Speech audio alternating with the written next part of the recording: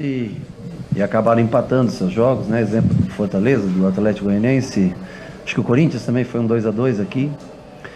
Então, nesse sentido, o resultado foi bom. Eu acho que como nós viemos com uma linha de três, com o Rafinha, né? Fazendo essa linha de três, a gente demorou um pouquinho, ficamos com um jogador a menos no meio campo. E o Pita praticamente ficava contra três jogadores nossos. Mas no momento que eu ia trocar os 30 minutos, nós fizemos o gol e eu resolvi deixar até o final do primeiro tempo. É uma pena que em seguida nós sofremos o gol. Então nós estávamos gastando um jogador a mais para a construção de trás, coisa que poderíamos ter feito com dois jogadores e tentamos fazer no segundo tempo. Com relação ao Bustos na vaga do Luciano, o Luciano estava suspenso, queria dar uma oportunidade para o Bustos, para a gente poder observar ele em campo, para que as pessoas também pudessem observá-lo. Batalhou, brigou, lutou pelo espaço. Não tem a mesma característica do Luciano, como acho que praticamente nenhum dos jogadores, exceto o Nicão, que é o jogador que, se estivesse em condições, estaria jogando hoje na vaga do Luciano, mas como antes de viajar para cá, ele acabou reclamando de sentir novamente o local que ele estava machucado, então ele não pôde vir, e nós fizemos a opção para jogar com Bustos e Caleri hoje mais à frente.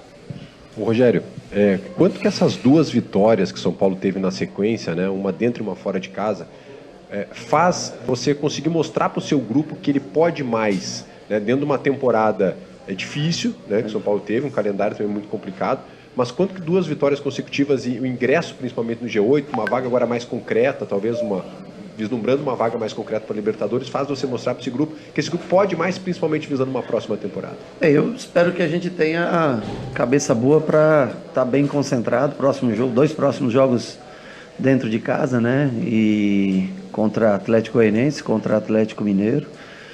Nós temos que ir atrás das nossas vitórias em casa, subir pontuação.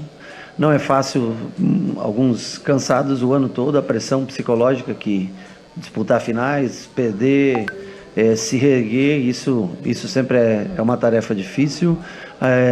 Começam também mais lesões, né, no final da temporada, porque está todo mundo um pouco mais desgastado, até mentalmente mesmo, as pessoas começam a ficar um pouco mais cansadas. Precisamos ter mais concentração durante 5 jogos e tentar obter a melhor posição possível, tentar fazer com que o São Paulo consiga chegar o mais próximo possível dos primeiros colocados para tentar ano que vem já sair numa posição, numa competição melhor do que nós fizemos esse ano. Pois não estar nas Copas agora, o quanto que isso também ajuda, facilita, e aí não vou nem dizer o fato só, assim, priorizou as Copas e tal, tem que priorizar o que é mais urgente, claro, que tinha um título na frente e tal, mas agora dando mais atenção, ou só dando atenção para o Campeonato Brasileiro, quanto que isso também facilita? Honestamente, nós só tivemos uma data livre. Mesmo saindo, nós saímos muito tarde nas Copas, quer dizer, saímos muito tarde. Nós chegamos até o fim, não é que nós saímos muito tarde. Nós poderíamos ter encerrado as Copas, a Copa com a Sul-Americana e a Copa do Brasil. Quem sabe a Copa do Brasil jogando uma final, a Sul-Americana sendo campeão. Mas nós só tivemos a única rodada que nós tínhamos, eram 2 datas de Copa do Brasil. Numa delas nós jogamos contra o Curitiba a menos de 72 horas, nós jogamos, né, na quinta noite contra o Curitiba. Ou seja, nós viemos para cá hoje com um time já um pouco mais cansado do que o Juventude, por exemplo, que teve a semana toda para trabalhar.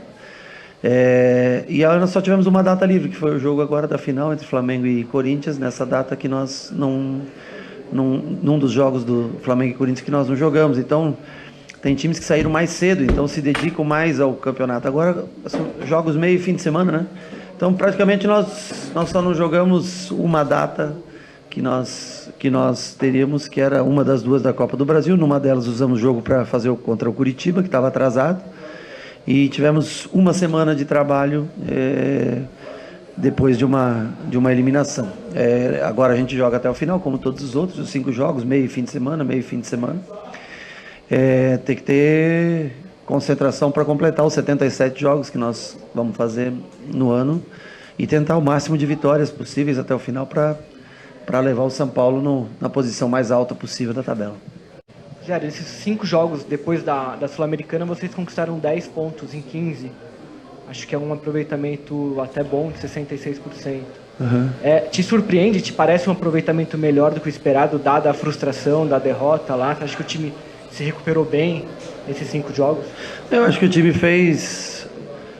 conseguiu melhorar bastante o seu aproveitamento fora de casa, né? Porque nesse segundo turno aí nós temos a vitória contra o Ceará, temos a vitória contra o América e a vitória de hoje, né? Meio que em sequência, mais o empate do Palmeiras diante das circunstâncias, né? Então o time começou a somar mais pontos fora de casa. E a gente espera também que, assim como foi contra o Curitiba, que a gente possa vencer nosso próximo compromisso e chegar a 50 pontos contra o Atlético Goianiense. O Atlético Goianiense, sabemos, não é um time fácil, não é difícil. O Palmeiras foi lá, empatou com o Atlético Goianiense. Agora o Atlético Goianiense está ganhando do Ceará, também está brigando para sair da zona de rebaixamento. Times que estão nessa situação sempre dão muito trabalho, né? Deixam bastante luta, bastante entrega dentro do campo. Vamos pensar bem no time para quinta-feira e vamos procurar mais uma vitória. Mas não digo surpreendente, mas acho que foi uma boa reação do time devido às circunstâncias que ficamos depois da derrota. Rogério, eu queria que você falasse um pouquinho do Reinaldo, né, que hoje chegou a uma marca importante, tornou Quantos gols ele fez? 32 pelo São Paulo. E é um jogador que vive uma indefinição até do seu futuro no São Paulo, né? Processo de renovação e tal. Fala um pouquinho desse jogador, a importância dele, se sabe de alguma tratativa para o ano que vem, como é que está esse processo todo? Olha, eu sei que ele conversou eles estavam conversando o Rui me falou, estavam conversando entre as partes. Eu não sei qual é o que tem de diferença, não foi passado para mim. É um jogador que tem muita qualidade técnica, o Reinaldo. Bate muito bem na bola, não pelos gols hoje, mas é um jogador que acha bons passes, sempre tecnicamente ele é muito refinado para o lateral esquerdo. Sempre acha bons passes. No jogo combinado de aproximação, ele sempre encontra boas alternativas, né? Não é mais um garoto, mas ainda está numa idade boa.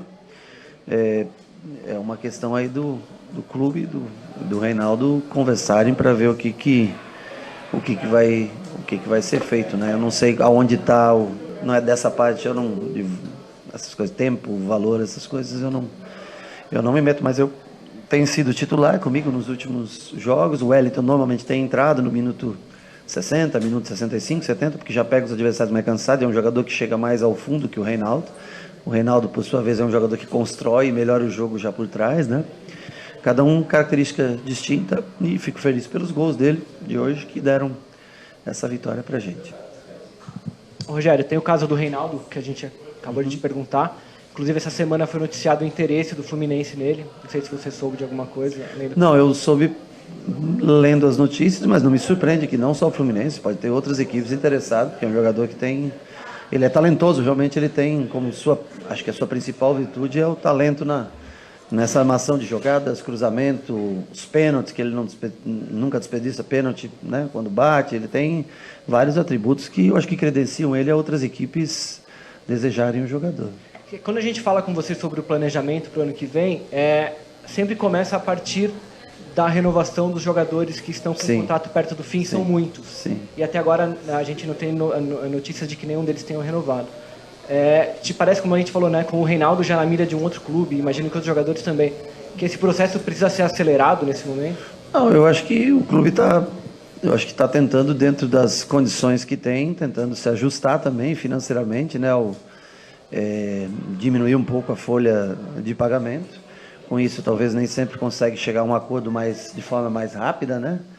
Mas eu não vejo uma coisa tem que ser acelerada. Nós temos